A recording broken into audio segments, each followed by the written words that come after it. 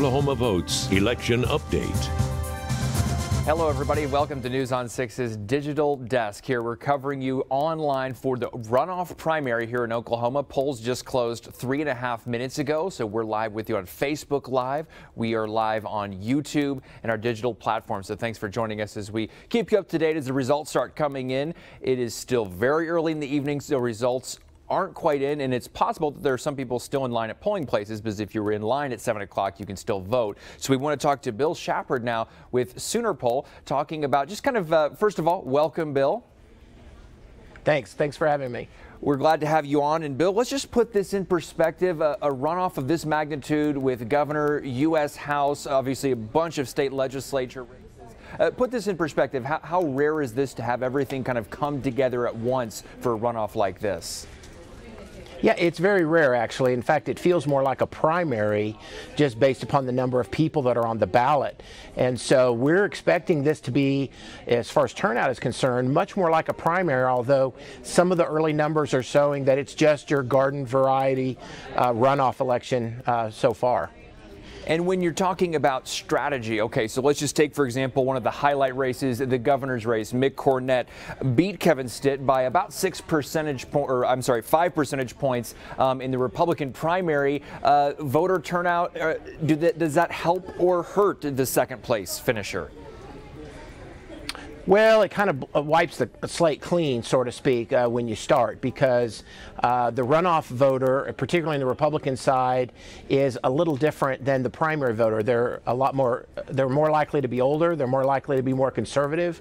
They're more likely to be stakeholders in their community. They care about who their mayor is, who their city councilor is, more so than the typical voter. And so that is going to change a little bit. We may see a lot of people who came in second in the primary tonight actually win the thing outright tonight. So it's kind of wipe the slate clean and start over. Yeah, and also we were talking about, I was reading up on this earlier today, and I've been following this, of course, very closely about the Congressional District 1, and just kind of putting it in perspective, we have a Republican and a Democratic runoff in Congressional District 1, Jim Bridenstine's old seat. How unusual is that? How rare is that for a runoff? You know, I'm not a political historian, but I can tell you that in my lifetime, I have not seen such a thing occur. You know, a lot of the primaries were thrown off by the addition of medicinal marijuana being on the ballot. So it brought a lot of people out to vote that are not traditional primary voters. And so a lot of those votes were decided on, even going to some candidates that would have not necessarily forced a runoff, that now we have as many runoffs as we do. And so that particular race, we did an exclusive poll for News on 6, and we showed that on the Republican side, Tim Harris, the former district attorney, leading by about 11 points. That was at the end of July, but we still had a month of campaigning that's happened since then. So we'll find out tonight exactly how that race turns out. Yeah, and Kevin Hern, obviously a lot of money behind that campaign, a lot of advertising for him. Let's talk about the Attorney General race, because that one jumps out to me. You know, I watch a lot of TV, and it just jumps out to me as a lot of negative ads, especially on the Attorney General race. Is that something that's typical for runoff, when you just have 1 versus 1 and whoever comes out is going to the general? Is that a typical runoff strategy? You're absolutely right. Much more so in runoffs because it's between two candidates.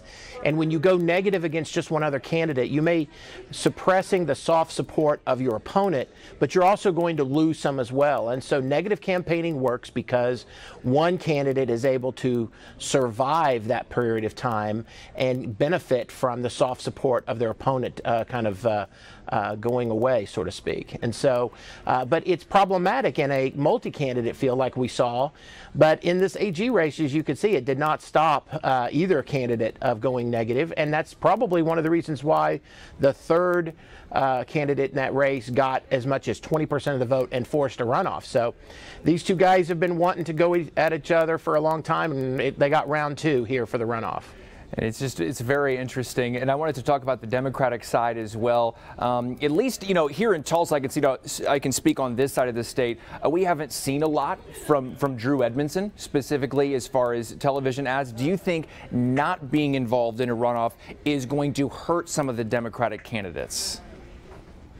Yeah, absolutely. We've been talking about this because if you go back to the early 2000s when we had the exact opposite, we had Steve Largent was the Republican gubernatorial nominee, and then we had a runoff between Vince Orza and Brad Henry on the Democrat side, and many thought that because of the runoff that it highlighted more of those two candidates, and Steve Largent almost was forgotten because he ended up losing that race. And so I think Drew Edmondson's challenge right now is to remain relative, to remain in the discussion, because I don't think he wants the exact same thing to happen to him that happened to Steve Largent back then. And could the same thing be said for maybe Mark Miles on the Democratic side, or maybe an Anastasia Pittman on the Lieutenant Governor's side, which again, kind of similar scenario. It was just, for Anastasia Pittman, she had one opponent in the primary. She won. Is it kind of translating to the other offices as well? Could it potentially do that? Absolutely. What I just described works all the way up and down the ballot. And so, yes, they run the risk of being marginalized because there's so much activity and so much interest in the Republican side of the ballot, or whichever ballot is having a runoff right now. But they're not spending a lot of money now because they want to hold back their campaign and spend most of it during really October, but maybe starting even in late September. But that's the risk that you take when the opposite party is having a runoff. A lot more activity going on there for people to take notice of. I had kind of danced around it a little bit earlier, but I wanted to get into some specifics with the Republican runoff for governor. What are you thinking is going to happen? Do you have any predictions of who's going to come out on top, Mick Cornett or Kevin Stitt? Yeah, I think it's advantage Stitt tonight.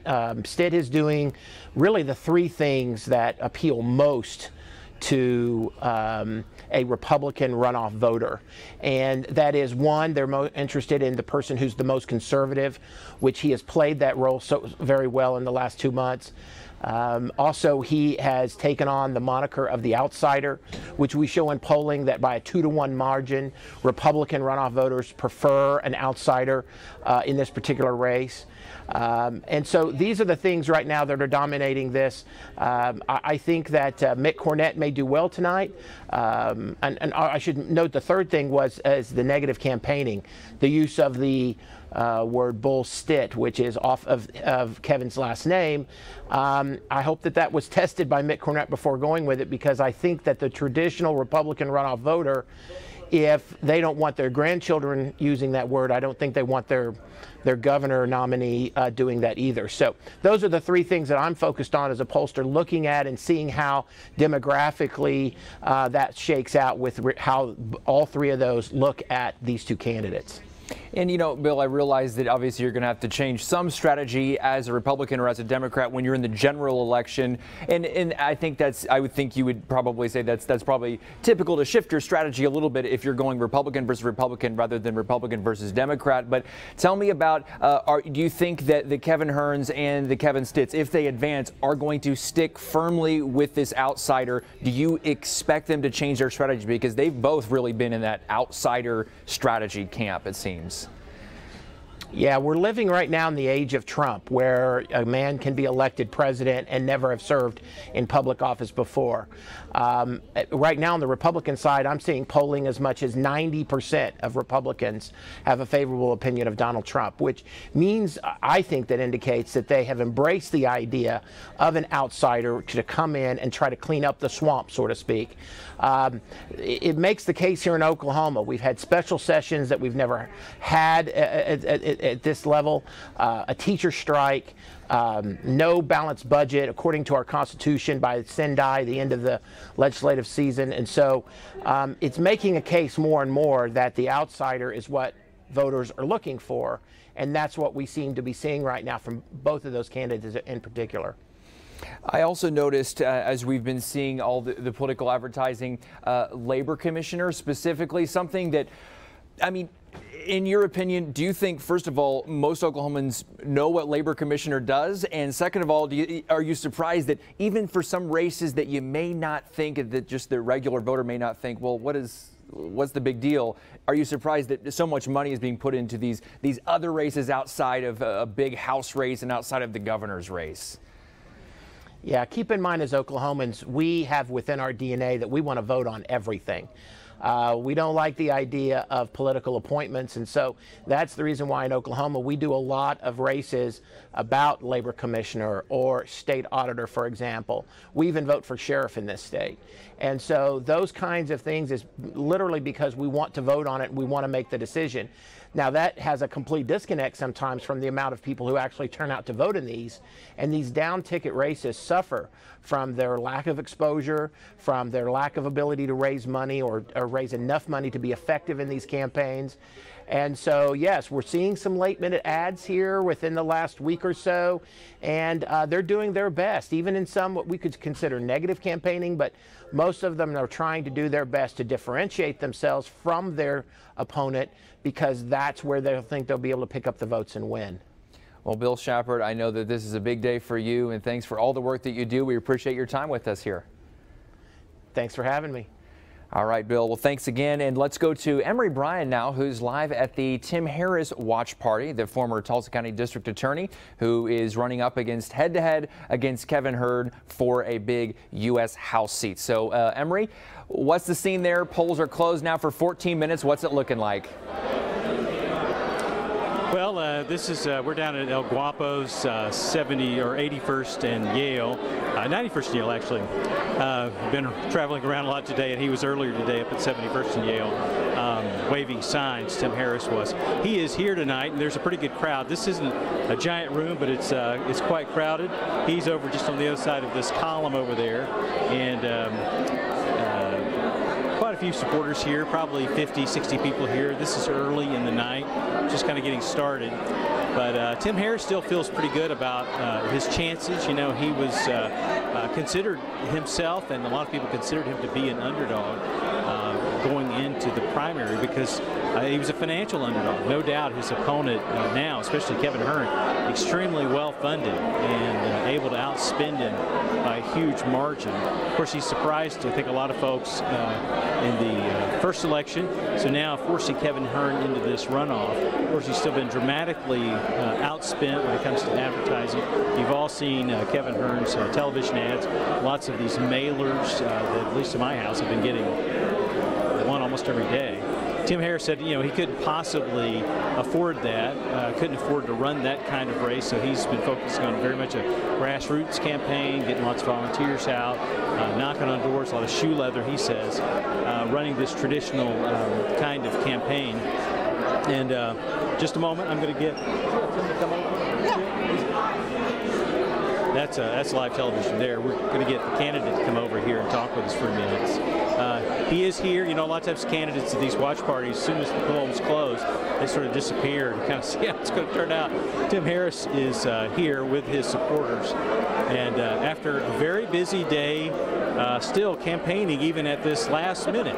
This is Tim Harris, the candidate. You know, it's here it is, 7:16. How you feeling? Well, it's all over but the shouting, right? Now we're just going to watch the numbers and pray for the best. And, you know, I'm more invigorated now than I was 15 months ago when I announced in April of 17. And it's like, it's because all the good people that I've met, so many good people in the first district, they just want somebody they can trust. I mean, honestly, this whole campaign season boils down to one single word, and that word is trust. And so I think they trust me. They know who I am. They know I'm transparent. They know for 16 years as the DA, no scandal, no embezzlement, you know, nothing like that. So hopefully my message resonated about who I am and what I want to do for them. I'm not going to Washington to be something. I'm going there to do something. So hopefully my message resonated, and we'll see if it did. It'll be interesting. I imagine that pollsters and campaign watchers will be seeing, looking over this race, because Kevin Hearn had to come from zero name recognition, but with lots of money. You had lots of name recognition and not so much money. So it's a whole different. I think my opponent might be at 2.3 million. Might be at somewhere around maybe 300, maybe 320,000, something like that. So it's like, you know, I don't know, maybe he's got lots of money, and I know he does, but I hope we have momentum. You know, all these people here voted for me. They walked neighborhoods. I mean, 100-degree weather every Saturday for 6 hours knocking on doors. It's the old grassroots way to campaign, and that is you meet people face to face, shake their hand, allow them to ask questions, reveal your heart to them, and hope that it settles in their hearts. Have you been surprised or have any reaction to how many campaigns, not just yours, has focused on whether or not you support or the other candidate supports President Trump? It seems like a lot of people, must be a decider for a lot of folks. Well, you know, let's not forget, I mean, the president is there legitimately. We didn't vote for and bring in President Hillary Clinton. I'm sorry about that, but they keep trying to delegitimize the president, right? And that's not right. I mean, whether you agree or disagree, he's our president. Let's pray for him. Let's look at his policies. Let's look at what he's trying to do for the nation. I mean, let's face it, our economy is doing better than it's done in a long, long time. You know, unemployment is lower than it's ever been since it's been calculated. We need safety on the southern border. National security is an issue. We got to rein in spending. We have a president that doesn't go internationally and apologize for who we are as a nation and a people. That resonates with people, right? I mean, we're Americans, right? We're the most gracious, most philanthropic, most giving nation on the face of the globe. And, you know, we have issues, especially economic, so we got to make sure we're taking care of our own people before we take care of the rest of the world. I think that's resonating with the people in the country. Thank you for taking a minute to talk to us. Hey, I know you've got a line of people waiting to shake your hand. Thank you very much, man. We'll see you again tonight. You bet. That's Tim Harris. He says we talked to him a little bit earlier, and he says he is exhausted after this long campaign because it has been so much work. But he's very eager to see how these results come in tonight. Still very confident going into this with his pretty good finish in the first election. He's hoping to go ahead and win it tonight and then go on and advance to November. So, Dave, that is the scene here. We're at Guapos in South Tulsa with the Tim Harris campaign. We really appreciate it. Thank you so much, Emery, with that live interview with Tim Harris. Let's now go to another race, the lieutenant governor's race on the Republican side. Matt Pannell watch party. This is down at the golf place. Yes. So let's go to Justin Schraer. Take it away. You know where you are. Go ahead. We are here in Jinx at the Flying T. Matt is joining me right now. Matt, good evening. First off, what the heck is running through your head tonight? The day is finally here. That's what's running through my head. I mean, August 28th is finally here. This is what we've been planning for since the primary. We knew there would be a runoff. I mean, there was 4 people in our race. There was 10 in the governor's race. So we knew there would be a runoff. We're here. We're glad we're here. We plan on, you know, we got this far. We might as well win it now, is what we're telling each other. So we plan on winning tonight.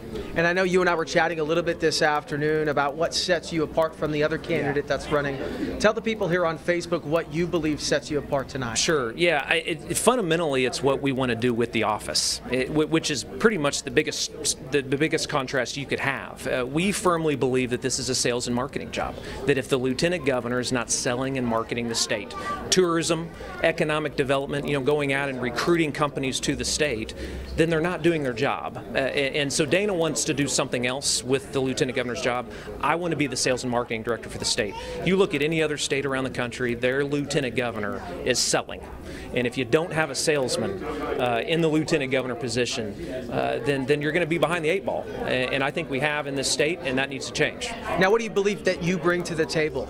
Yeah, I mean, you know, we're small business owners. You know, first and foremost, you know, my wife and I run a small business in the Tulsa area. You know, so we wake up every morning selling. You know, That's what we do. To put food on the table, we run a small business. We're in the baby product manufacturing business. My wife's an inventor of the Binksy Baby shopping cart hammock. There's little hammocks that clip into shopping carts for babies that can't sit up yet.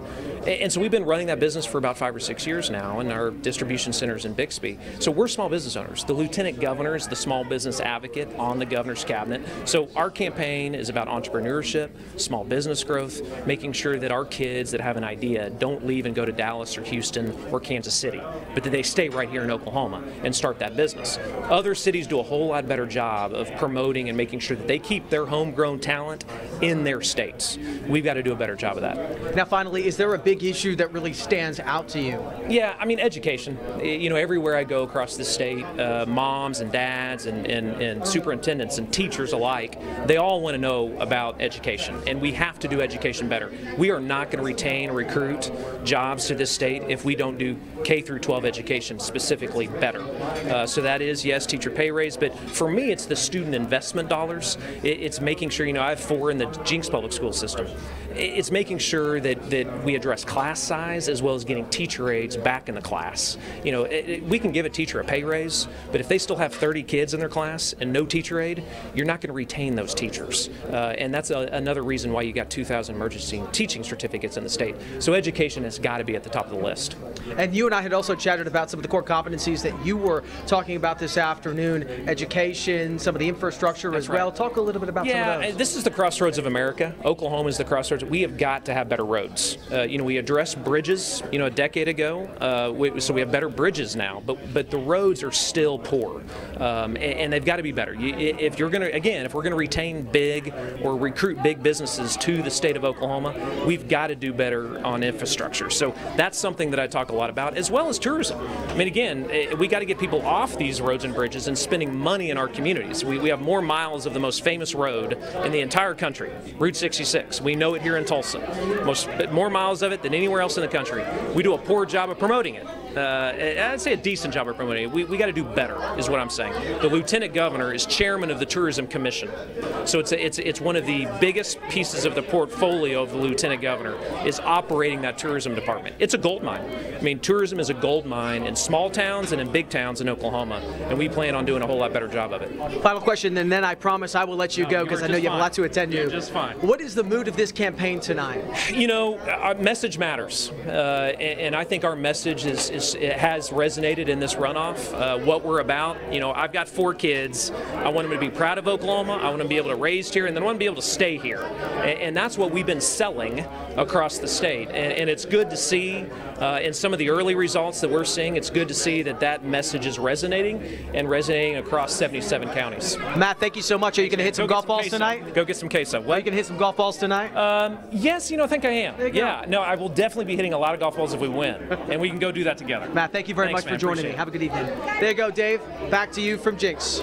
Justin, we thank you so much from Flying T there in Jinx. And so let's take a look at some of the races because, you know, polls been closed for about 26 minutes now, not to be precise or anything, but the results are coming in now with 1% of precincts reporting. And look at the vote totals, only 1% of precincts reporting, and we're already up to over 20,000 just there. So we've got Kevin Stitt at 51%, Mick Cornett just behind at 49%, and that was a race that Mick Cornett run by 5 percentage points in the primary. Going on now to the race that we just, the gentleman we just spoke to, Matt Pannell, one of the GOP candidates for Lieutenant Governor. He's up 56% to 44%. Again, very early, but you can see the sizable lead there with 1% of the precincts reporting. Moving on now to the Attorney General on the Republican side. This has been a very contentious race. If you take a look at the TV ads, been remarkably negative. And Mike Hunter, 53%, Gentner Drummond now sitting at 47%. And again, I'm just looking at those vote totals. We are well above 25,000 votes right now, just 1% of the precincts reporting. Checking out now the Superintendent of Public Education on the Republican side. The Democrat has already been set, and that will be John Cox, Independent Larry Huff. So they are either going to take on Joy Hoffmeister or Linda Murphy. And right now, Joy Hoffmeister, the incumbent, is holding a comfortable 12 percentage point lead early on. Labor Commissioner on the Republican side. This has already been said on the Democratic side. So Fred Durrell is on the Democratic side. The Republican primary, the Republican runoff here for Labor Commissioner, it is 50-50, a toss-up, very tight race between State Senator Leslie Osborne and Kathy Costello. Let's go on now to Congressional District 1. We spoke with Tim Harris. We spoke with Tim Harris early on in the night. Emery Bryan's down there at El Guapo at the watch party at El Guapo's in South Tulsa. In House District 1, this was Jim Bridenstine's seat. Of course, he's now the head of NASA, so it's an open seat. And Tim Harris is leading Kevin Hern 52% to 48%. Tim Harris did win the primary, but of course not outright. It was a very crowded field. And so Kevin Hern just about 4 percentage points behind. Now onto the county level, Tulsa County District Attorney race. On the Republican side, incumbent Steve Kunzweiler holding a comfortable early lead, not even a full percentage point of precincts reporting right now, but you can see the vote totals, almost 3,000 votes for Steve Kunzweiler, and Ben Fu down there at 42%, but again, very, very early. So now on the Libertarian ticket, this is the newcomer party. This is the newly recognized party in Oklahoma, and the Libertarian governor runoff, just only a few votes there, not even 100 total, but Chris Powell is leading Rex Lawhorn. On the Democratic side, we've seen several runoffs on the Democratic side today, and it's very unusual. We're talking to Bill Shepard earlier with Sooner Poll, how unusual it is to have a Democrat and a Republican runoff in a congressional seat, in a U.S. House seat. We have Tim Gilpin at 61% and Amanda Douglas at 39%, very, very early on there again. And then Congressional District 2, House District number 2, this is Mark Wayne Mullen's current seat. He won the primary outright, so either Tahlequah Mayor Jason Nichols will go on to face him or educator Clay Padgett. And right now, Nichols holds the early lead. So that's a look at your races as they are, about 1 percentage point, 1% of precincts reporting across the state at this point. And we're going to be on the air. We want to mention, too, of course, we are doing on-air updates all throughout the evening with Craig and Terry, so make sure to join us there. But thank you so much for watching our digital coverage. We're going to be back with you after a little while here on Facebook Live as well as on YouTube. But again, we're keeping an eye on a lot of races in this runoff primary. And so in this primary runoff, so we will be back soon here on the digital side.